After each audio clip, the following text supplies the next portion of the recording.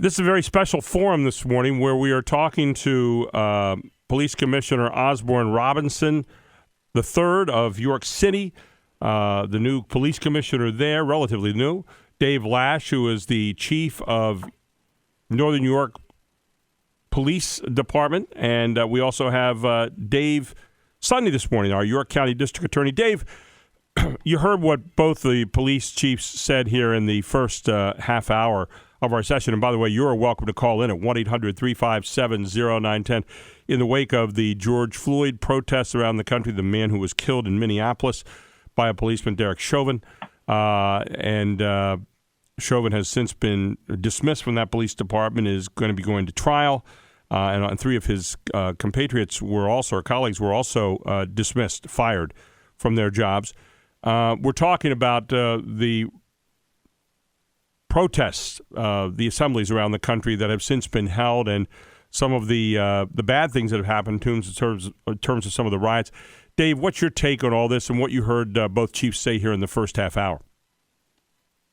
Well, I think the starting point, Gary, is, and this is something that you and I discussed a long time ago on the radio show. One of my very first shows when I came on, we talked about, and this would have been near the November election of last year, about how amazing and vibrant our democracy is, how strong of a document our Constitution is, and how basically wonderful this nation is, especially when you look around the world and see what types of systems of governance other people are dealing with.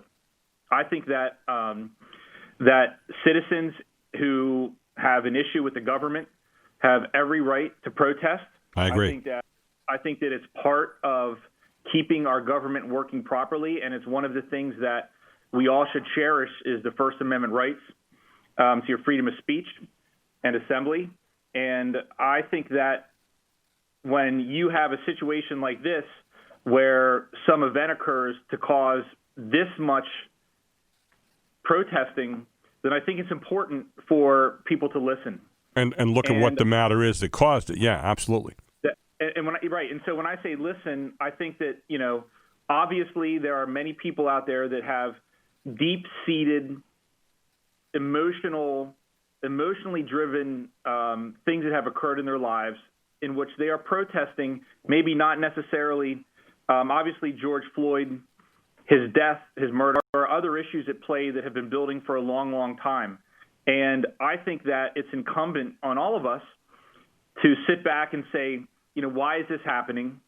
What is driving this? What are driving these emotions? And to do the best we can to sort of clear out the noise, because there's a tremendous amount of noise. And as we sort of peel the layers off, and I think so. Let me give you a prime example. So, we were talking a little bit earlier here before we went on the radio about social media, and just the insanity that flies through social media all day is just outrageous. I think that we need to get back to our roots. And what I mean by that is we need to, sort of unplug from the matrix, walk around our own neighborhoods, talk to the people that we work with every day, and ask them, what's going on in their lives? Why do they feel this way? What can we do as a community here in York? Because if we continue to allow the national narrative to drive the actions of good people here, friends and neighbors, then we really have given up our power as a Commonwealth and our power as leaders in this community. And so I think that what I take from this is we have a lot of work to do with regard to communication. That's learning from the community, from people of color that are clearly in a bad place. We also have to do everything we can to educate those same people about what our lives are like, the constraints on our decision making. I find that there's so much misinformation, Gary, that the more that we talk, the more that people learn, the more that we listen. I think that that's where this needs to go. And at the end of the day, quite frankly, our entire nation, our society will be tremendously better. Right. I absolutely agree with you. Absolutely agree with you. Yeah, no question about it. And I think the point that I was trying to make earlier, and maybe I did it inartfully in the first half hour, and I said about protests, I think protests in and of themselves serve a very basic part of who we are. I mean, we started our country based on protests when you think back to the days of the Boston Tea Party and things like that, but and have since seen many kinds of protests in this country along a lot of different lines. My point is protests in and of themselves do not solve the problems. They put a light on the problems and bring those to the forefront. And I was talking to Commissioner Robinson earlier. I don't know if I as artfully said that as I should have. Got a caller on the line, Bill in Shiloh, to start out this morning. And you're welcome to call in, too, at 1-800-357-0910. Bill, your question this morning for our three gentlemen. Yeah, thank you very much for the opportunity to ask this question. And this is one that is going to deal with things from a sociological point of view, and that's this. I'm an 84-year-old white guy, and suppose I was in the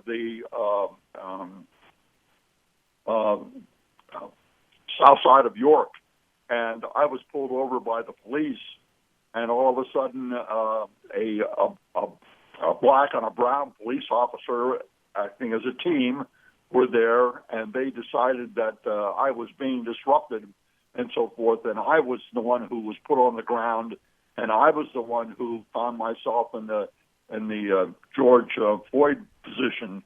What would be the reaction of people in that neighborhood, and what would be the reaction of York City with regards to me and my situation? I'll turn that to Police Commissioner Robinson for the answer on that one. So thank you for your questions, Bill. Commissioner Robinson, go ahead.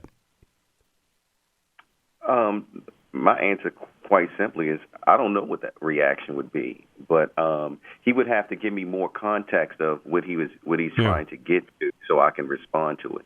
I think the questions being asked out there, and we always like to get to the nitty gritty here, Commissioner Robinson, and the questions being asked. Okay, if and this is where I think we start to get in the crux of the matter.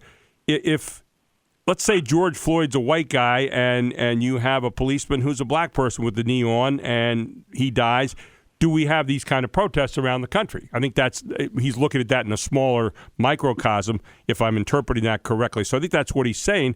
And would this even matter? I mean, not that a life taken doesn't matter. I'm not trivializing that at all. But would this have the same kind of effect around the country? And if not, why not? And again, I think for a lot of people, they're having a tough time understanding a lot of the issues. And I think that goes to the point of what Dave said. We need to listen to what those issues are because they're happening on all too regular a basis in various communities around the country. But go ahead. Well, if the answer is if we believe that it wouldn't happen, then the response to that is there's a reason why it wouldn't happen, why the response wouldn't be the same. And it is because the perception that America has, and it's not just the perception of black America or the America of those of color, the perception is that type of thing doesn't systematically and consistently happen to white men or white women in America as a system. And so we keep talking about these things in the context of policing, but discriminatory practices have been happening in every industry since America was built. And America was built on discriminatory practices. So against people of color, black and brown people. So if there is a lack of understanding of why in 2020 that there would not necessarily be a reaction to that, I'm not sure that I'm the person that can explain that. Right. We have a very special forum going on right now, and you are welcome to call in at 1-800-357-0910. You can email me at gary.sutton@cumulus.com. Let me get to, and we got with us this morning Commissioner Osborn Robinson III of York City. He's a police commissioner there. We got Dave Lash from Northern Regional, and we've got Dave Sunday, our district attorney here of York County. And Dave, you've been listening to this so far, Dave Lash of Northern Regional. You deal with people out in the county. And obviously, does this come into play? Do the racial component things come into play for you as you deal with people in the county? What kind of manifestation does that take as you're out there doing the policing that you have to do on a daily basis? Well, I think it affects police officers no matter where they're at in the county. We have one of the most diverse populations passing through our jurisdiction on a daily basis. Having that Route 30 North George Street corridor. We have a lot of racially diverse neighborhoods in our jurisdiction. So just because we're not in the city per se, we're dealing with it on a daily basis as well. And that's why some of the partnerships that have been formed here in the county over the last 5 years or so are important. And one of those is, we formed a partnership with the Black Ministers Association back in 2016 that allowed us to have a forum where we can talk openly and intelligently about these issues. And we've been doing that and getting their feedback, like I said, for the last 5 years. Now, when you look at, what's going on right now, a lot of people out there have some questions. Let's get to John in Starview. John, you are up next with our three gentlemen this morning. Go ahead, John, your question. Yeah. I wanted to thank them for coming on and discussing these very important issues. That says a lot for them, each one of them. Why, obviously, people of color are victims, if you want to use that terminology, of a lot of discrimination and racism in our country today, not only in the law enforcement areas, but in practically every area of life. It's tragic. We should do all we can to end this racism and discrimination and treat people equally. No question. No question about that. We should definitely do that. By God's help, that's the only way we can do it. My question was, is there any way... I'm very good, courageous people who are out there protecting us, doing their best. But the few who are not, who are bad cops, so to speak, quote unquote, who do things like that gentleman did in Minnesota, and those others too, I hope they're all arrested. Is there any way we can keep police officers like that off of a force or prosecute them quickly when they do something like that? Prosecute them quickly. All right. Not just fire them, but prosecute them. And keep them off the force in the beginning when they show any kind of brutality or anything like that, which is all too common. Is there any way we can do that? Let me go to Dave Sunday on that one, and Dave, you take the first shot at that. Well, I think that the starting point is, and I think that we have to go back to. I'm going to start with hiring practices by police departments. And I'm not passing the ball on this, and I will answer this, but I want if one of the chiefs could explain, because a lot of people don't understand initially how police officers are hired in the first place, and the great lengths that police go through to make sure that they filter that initial. So going through that initial process of making sure you get good police. Well, I'll just jump into this. So with that being said, there's a lot of in our nation, and a lot of people move here from other states, for example, and they get kind of confused in Pennsylvania. And the reason they get confused is because as a Commonwealth, we have a very complex, detailed level of systems of governments that all have a tremendous amount of power, and they're all interconnected. Okay, as you go down through all the municipalities, as you go down through county government, and the reason why that is important is because each one of those, so for example, in York County, we have 22 municipal police departments. We have 22 police chiefs. We have, 50-some lieutenants and so on and so forth.